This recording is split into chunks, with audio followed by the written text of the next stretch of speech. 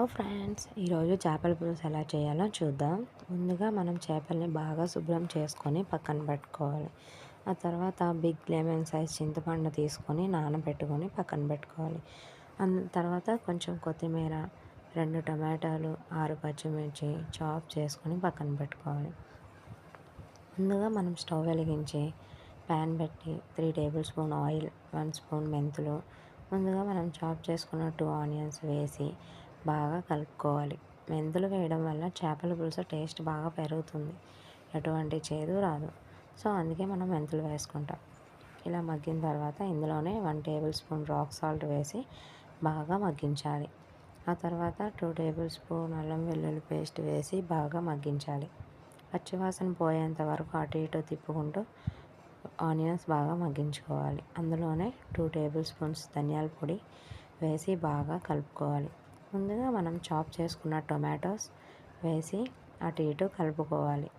ఆ తర్వాత మనం ముందుగా నానబెట్టుకున్న చింతపండు రసం తీసి పక్కన పెట్టుకోవాలి. తర్వాత చూడండి, ఉల్లిపాయలు వేగిన తర్వాత అందులోనే 2 టేబుల్ స్పూన్ పసుపు వేసి బాగా కలుపుకోవాలి.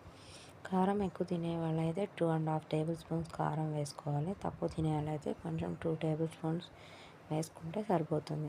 కారం కూడా వేసుకున్న తర్వాత అటు ఇటు కలుపుకుంటూనే ఉండాలి. ఇదంతా లో ఫ్లేమ్లో ప్రాసెస్ జరగాలండి, ఎందుకంటే కింద అడుగంట పోతుంది హై ఫ్లేమ్లో పెట్టడం వల్ల.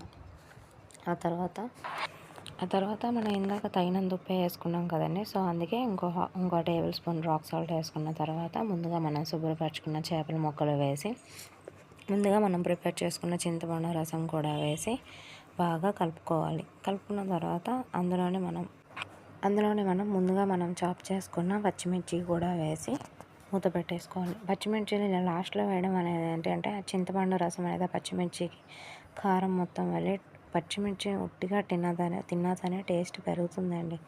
సో అందుకే ఇలా పచ్చిమిర్చిలు పులుసులో వేసుకోవడం వల్ల టేస్ట్ వస్తుంది. అంతే. తర్వాత మూత పెట్టిన తర్వాత ఇప్పుడు చూడండి, చేపల కర్రీ ఆయిల్ చూసారా అలా పైకి తేలుతుంది. ఇలా ఆయిల్ పైకి తేలే వరకు చేపల కూర ఉడికించుకోవాలి. ఇలా ఉడికించుకున్న తర్వాత ఇంకొంచెం అటు ఇటు కలుపుకుంటూ ఉండాలి. ఇంతలోనే ఇంకొంచెం కొత్తిమీర వేసుకొని మూత పెట్టేయాలి. అంతే, చేపల పులుసు రెడీ అయిందండి. చేపల పులుసు అనేది నెక్స్ట్ డే కూడా తింటే సూపర్గా ఉంటుంది. వేడి వేడి అన్నంలో చేపల పులుసు సర్వ్ చేసుకుని తింటే సూపర్. ఇదే ఇంగ్రీడియంట్స్తో ఇదే ప్రాసెస్తో మీరు కూడా ట్రై చేయండి. Thank you.